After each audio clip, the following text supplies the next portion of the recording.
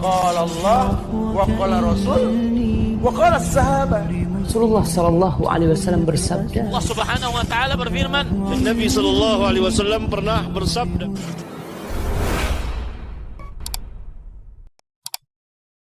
Saya pernah mendengar bahwa bid'ah lebih berbahaya daripada maksiat.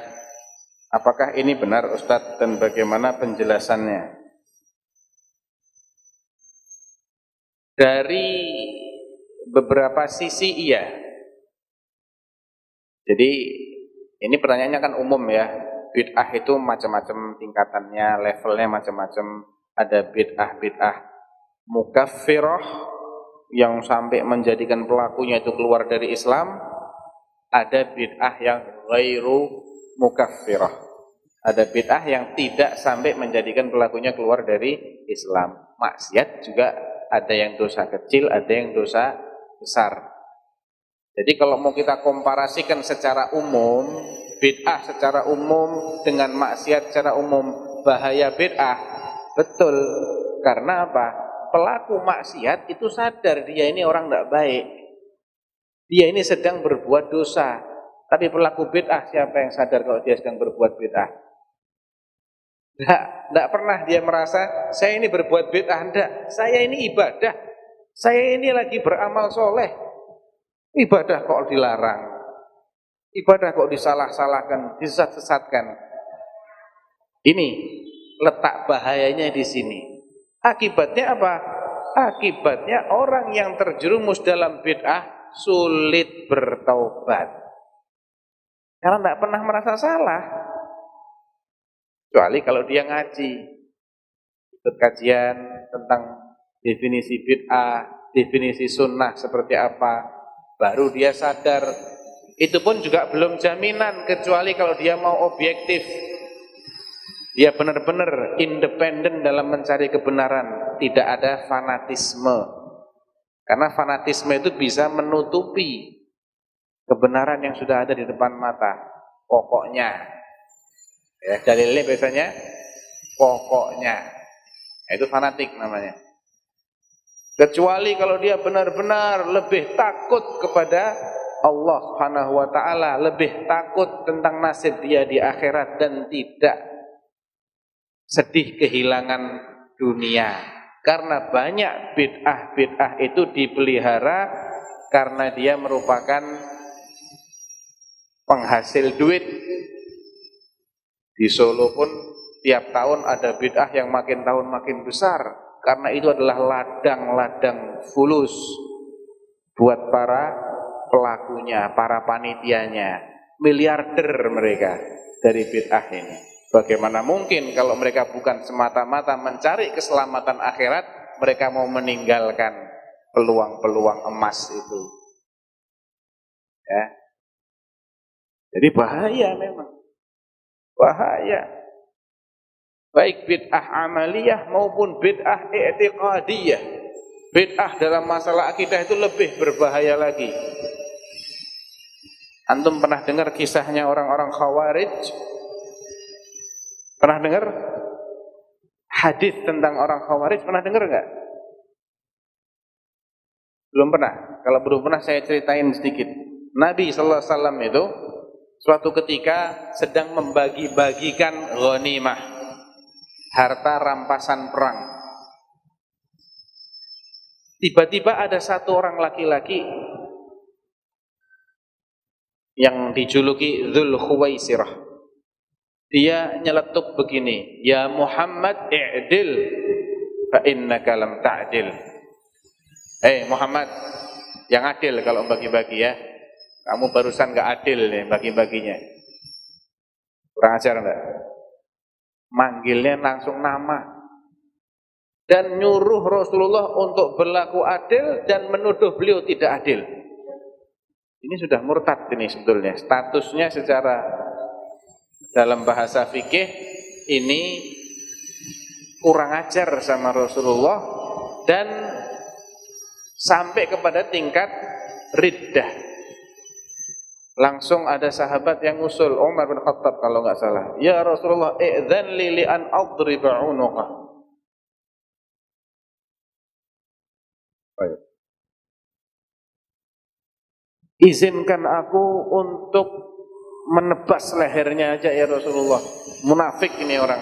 Kata Rasulullah, da'ku, biarkan dia. Nabi tidak menyalahkan Umar yang menganggapnya sebagai orang munafik, tapi Nabi tidak setuju kalau si munafik ini dipenggal kepalanya. Ya, karena kalau sekiranya analisa dan hasil kesimpulannya Umar itu salah, Nabi pasti ngoreksi. Oh enggak, dia enggak munafik. Tapi Nabi diem, membiarkan dia diklaim, dicap sebagai munafik, itu dibiarkan. Berarti memang orang ini orang munafik. Tapi Nabi melarang orang ini dibunuh untuk suatu kemaslahatan. Ya, apa kata Rasulullah? Fa innahu sayakhruju min dhi'i hadzal rajul qaumun tahqiruna salatakum ma'a salatihim. Atau diriwayatkan fa inna lahu ashab. Dia ini kelak punya pengikut.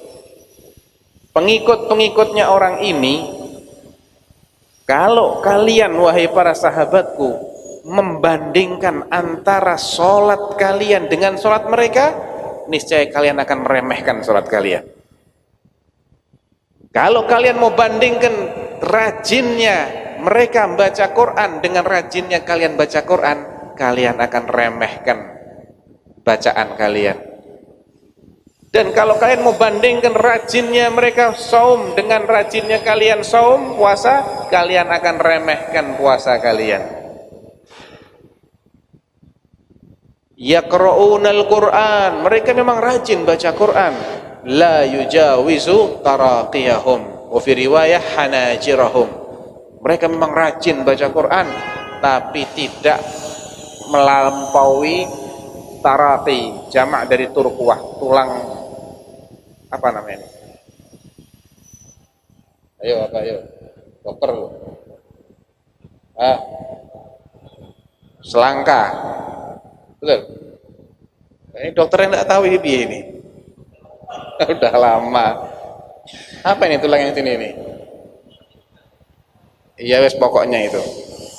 Pokoknya tidak melampaui tulang yang partikular ya. Selangka. Atau tidak melampaui tenggorokan mereka, alias tidak difahami, tidak dicerna maksud dari ayat-ayat yang dia baca, sehingga otomatis tidak mungkin mereka bisa ngamalkan Al-Quran. Cuman baca ahli na'am. Yamruquna minad din, kata Rasulullah, mereka ini keluar daripada din, kama yamruqus sahmu minar ramiyah, sebagaimana anak panah melesat dari busurnya, atau sebagaimana anak panah menembus sasarannya, des keluar lagi dia. Itu Khawarij. Dan mereka itu yang membunuh Ali bin Abi Thalib radhiyallahu anhu dan bertaqarrub kepada Allah dengan membunuh Ali bin Abi Thalib. Pembunuhnya itu namanya Abdurrahman Ibn Muljam Al-Khariji. Abdurrahman bin Muljam ini awalnya guru ngaji, memang ngajarin orang baca Quran. Zahirnya orang soleh, terkena bid'ah dari sisi pemikiran, bid'ahnya Khawarij.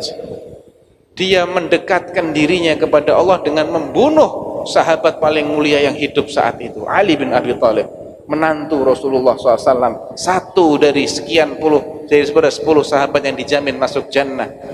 Orang yang sudah dikenal perjuangannya, ilmunya, ketakwaannya, kezuhudannya, dibunuh dalam rangka ibadah. Kapan orang kayak gini mau tobat? Itu bahaya bid'ah. Bahkan ketika orang ini ditangkap dan dihukum karena dia membunuh kepala negara, dan kepala negara ini sahabat Nabi, alim, dia nggak dibunuh dengan cara yang biasa, harus dibunuh dengan cara yang luar biasa buat jadi pelajaran. Potong dulu tangannya, tetap dia bertasbih, hebat ya. Potong tangannya tasbih, potong kakinya tetap zikrullah. Akhirnya ada yang ngusulkan, potong aja lidahnya, baru nangis dia. Kenapa kamu nangis? Takut? Tidak, nanti saya tidak bisa zikir. Lihat betapa mengerikannya pengaruh bid'ah itu. Ya, bid'ah dalam perkara akidah itu lebih mengerikan daripada bid'ah hanya dalam masalah amaliyah. Dan setiap bid'ah amaliyah itu induknya bid'ah akidah.